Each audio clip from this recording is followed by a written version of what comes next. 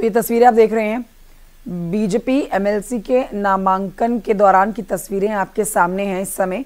आप देख सकते हैं आप और कह सकते हैं कि एक तरफ लोकसभा चुनाव के संपन्न होने के बाद 2027 के लिए अब ताकत लगाई जाएगी, लेकिन उससे पहले कई ऐसे चुनाव आएंगे, एमएलसी चुनाव, साथ ही कह सकते हैं आपके अब जो उपचुनाव होने हैं विधानसभा की सीटों पर, उनके ऊपर भी जो परिणाम के नतीजे आएंगे उससे स्पष्ट हो जाएगा कि आखिरकार 2027 की तस्वीर कैसे निकलती है। और इसीलिए सभी पार्टी जो अपनी तरफ से जीत के दावे और एड़ी चोटी का जोर लगाने के लिए जुट चुकी है।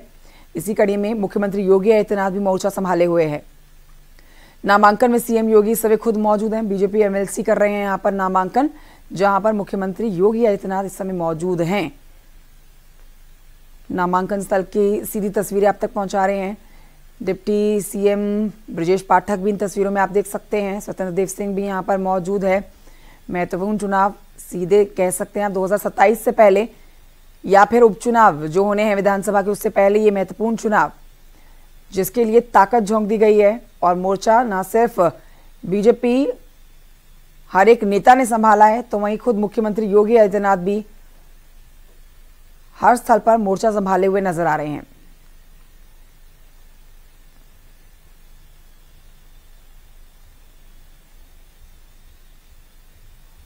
बीजेपी एमएलसी कर रहे हैं नामांकन, मुख्यमंत्री योगी आदित्यनाथ इस समय वहां पर मौजूद हैं। सीधी तस्वीरें आप तक प्रत्याशी यहां पर बीजेपी एमएलसी प्रत्याशी नामांकन जो दाखिल कर रहे हैं, वहां उनकी हौसला अफजाई के लिए मुख्यमंत्री योगी आदित्यनाथ भी इस समय मौजूद है। भूपेंद्र यादव भी इस समय यहां पर मौजूद है। बीजेपी एमएलसी उम्मीदवार का नामांकन, मुख्यमंत्री योगी आदित्यनाथ इस समय यहां मौजूद हैं। ऋषभ मणि और जानकारी के साथ फोन लाइन पर मौजूद है। ऋषभ मणि, बीजेपी एमएलसी की प्रत्याशी के नामांकन के लिए मुख्यमंत्री योगी पहुंचे हुए हैं। बिल्कुल, देखिए नामांकन पत्र दाखिल कर दिया गया है। सीएम योगी यहां पर मौजूद हैं। भाजपा के प्रदेश अध्यक्ष भूपेंद्र चौधरी हैं, डिप्टी सीएम ब्रजेश पाठक हैं, जल शक्ति मंत्री स्वतंत्र देव सिंह हैं, कैबिनेट मंत्री जेपीएस राठौर हैं, बलदेव सिंह औलख हैं। कुल मिला के भारतीय जनता पार्टी ने अपनी पूरी एकजुटता दिखाई है कि जो स्वामी प्रसाद मौर्य की सीट खाली हुई थी उस पे भंवरन लाल मौर्य को प्रत्याशी बनाया गया। और इस वक्त जो विधानसभा में जो संख्या है भारतीय जनता पार्टी के विधायकों का, तो भंवरन लाल मौर्य की जीत तय मानी जा रही है। वो एमएलसी निर्वाचित हो जाएंगे, उसके उनके नामांकन, उनकी जीत पर मोहर कुछ ही दिनों में लग भी जाएगी, ये भी बिल्कुल सत्य है। हाँ, बीजेपी ने एमएलसी के तौर पर ओबीसी चेहरे को चुना है। जैसा भंवरन लाल मौर्य के बारे में सब जानते हैं कि वो बरेली की भोजीपुरा सीट से विधायक रह चुके हैं। 1997 में वो विधायक बनने के साथ ही साथ सरकार में राज्य मंत्री भी रह चुके हैं। ठीक है, बिल्कुल ये तस्वीरें भी दिखा रहे हैं और अपने दर्शकों को जानकारी भी दे रहे हैं। हमारे सहयोगी भी इस पर ये जानकारी दे रहे हैं। लेकिन ये महत्वपूर्ण हो जाता है ऋषभ मणि, क्योंकि अब देखिए अब उपचुनाव होने हैं, विधानसभा के जो उपचुनाव होंगे वो भी महत्वपूर्ण है। 2027 का भी विधानसभा चुनाव होना है, वो भी महत्वपूर्ण है। 2024 लोकसभा चुनाव में उत्तर प्रदेश से जो नतीजे आए वो उतने उत्साहित करने वाले और संतुष्ट करने वाले नहीं है, लेकिन फिर भी हर स्थल पर हम कह सकते हैं मुख्यमंत्री योगी आदित्यनाथ मोर्चा संभाल लेते हैं।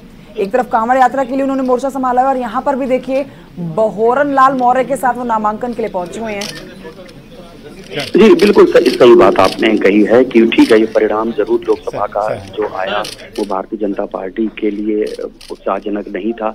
लेकिन जैसा हमने खुद भी देखा है कि परिणाम आया है, उसके अगले दिन से ही मुख्यमंत्री के तौर पर योगी आदित्यनाथ ने अपनी सक्रियता में बिल्कुल भी कमी नहीं की। उनके कैबिनेट के जो मंत्री हैं, दोनों डिप्टी सीएम हो या अन्य विभागों के भी जो मंत्री हैं, उनके काम में या जो शासन और प्रशासन के अफसर हैं उनकी मीटिंग्स लेना, उनको आवश्यक निर्देश देना, फिर वो चाहे कांवड़ से लेकर के हो, मुहर्रम हो या जितने भी प्रशासनिक काम हैं, बाढ़ को लेकर के हो, लगातार मीटिंग्स, वीडियो कॉन्फ्रेंसिंग जारी हैं और जितने भी अधिकारी हैं उनको उसके मुताबिक निर्देश दिए जा रहे हैं।